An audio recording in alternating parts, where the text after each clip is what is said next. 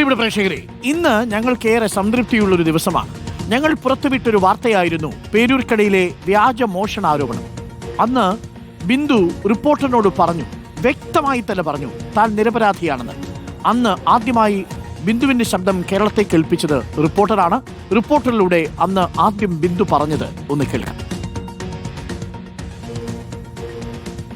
വട്ടപ്പാറ ബൈജു എന്ന് പറഞ്ഞ സാറാണ് എന്നെ വിളിക്കുന്നത്. ഞാൻ അവിടെ ചെന്നപ്പോൾ ഈ പരാതി കൊടുത്തവർ SIയുടെ അടുത്തിരിക്കുന്നു.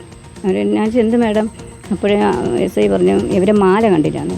ഞാൻ പറഞ്ഞു ഞാൻ എടുത്തിട്ടില്ല മാഡം, അങ്ങോട്ട് നീങ്ങിയിട്ടടി എന്ന് പറഞ്ഞു.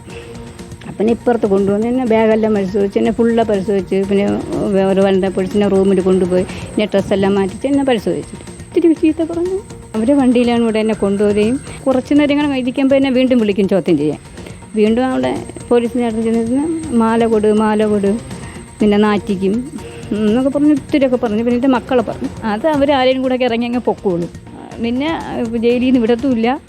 പിന്നെ നാട്ടുകാർ എന്നെ സ്വീകരിക്കുകയില്ല. എൻ്റെ ഭർത്താവ് എന്നെ കളഞ്ഞിട്ട് പോയി വേറെ പോകാൻ കഴിക്കും.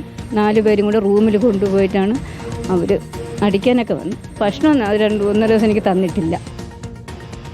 ഇതായിരുന്നു അന്ന് റിപ്പോർട്ടർ പുറത്തുവിട്ട ബിന്ദുവിന്റെ ശബ്ദം. ഇന്ന് അത് വലിയൊരു നുണക്കഥയാണെന്ന് ആഭ്യന്തര വകുപ്പ് തന്നെ കണ്ടെത്തിയിരിക്കുന്നു. റിപ്പോർട്ടറിന്റെ വാർത്ത ശരിവച്ചിരിക്കുന്നു.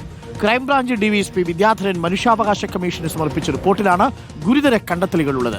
പേരൂർക്കടയിലെ വീട്ടിൽ നിന്ന് മാല മോഷണം പോയിട്ടില്ലെന്നും ബിന്ദുവിനെ മോഷ്ടാവാക്കാൻ പോലീസ് കഥ മെനഞ്ഞുവെന്നുമാണ് റിപ്പോർട്ടിൽ പറയുന്നത്.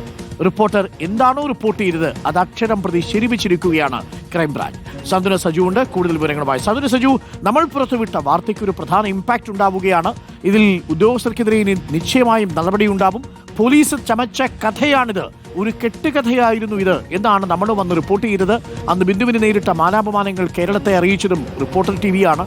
ഇന്നിപ്പോൾ ക്രൈംബ്രാഞ്ച് റിപ്പോർട്ടിൽ പറയുന്ന കാര്യങ്ങൾ നമ്മൾ പുറത്തുവിട്ട അതേ കാര്യങ്ങൾ തന്നെയല്ലേ സന്തുന?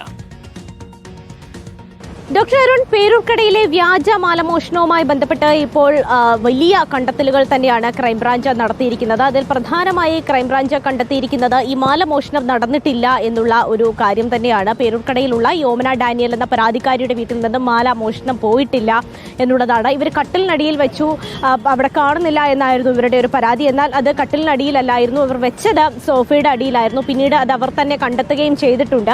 അതവർ പോലീസിനെ അറിയിക്കുന്നതിന് മുമ്പ് തന്നെ പരാതി നൽകിയിരുന്നു. അതിലാണ് ബിന്ദുവിനെ അറസ്റ്റ് ചെയ്തുകൊണ്ടുപോയി ഏതാണ്ട് 20 മണിക്കൂറോളം മാനസികമായി വലിയ പീഡനങ്ങൾക്ക് ഇരയാക്കിക്കൊണ്ട് അവരെ ചോദ്യം ചെയ്യുകയും തെളിവെടുപ്പ് നടത്തുകയും അടക്കം പോലീസ് ചെയ്തത്. അതിനുശേഷമാണ് ഈ യോമന ഡാനിയൽ മാല തിരിച്ചു കിട്ടിയെന്ന് പോലീസിനെ അറിയിക്കുന്നത്. അപ്പോഴേക്കും വളരെ വലിയ രീതിയിലുള്ള ചോദ്യം ചെയ്യലും മാനസിക പീഡനങ്ങളും ബിന്ദു ഏൽക്കേണ്ടി വന്നിരുന്നു. ഇത് മറച്ചുവെക്കാൻ വേണ്ടിയാണ് പോലീസ് ഇത്തരത്തിൽ മാല മോഷണം ഉണ്ടായി എന്നുള്ള ഒരു വിശദീകരണം നൽകിയത് എന്നാണ് ഇപ്പോൾ ക്രൈംബ്രാഞ്ച് കണ്ടെത്തിയിരിക്കുന്നത്. ഈ പോലീസ് ഉദ്യോഗസ്ഥർക്കെതിരെ ഈ പേരൂർക്കട സ്റ്റേഷനിലെ SIക്കും ASIക്കുമെതിരെ നടപടിയെടുക്കണമെന്നുള്ള ഒരു കാര്യം കൂടി ഇപ്പോൾ ക്രൈംബ്രാഞ്ച് മുന്നോട്ടേക്ക് വെക്കുന്നുണ്ട്.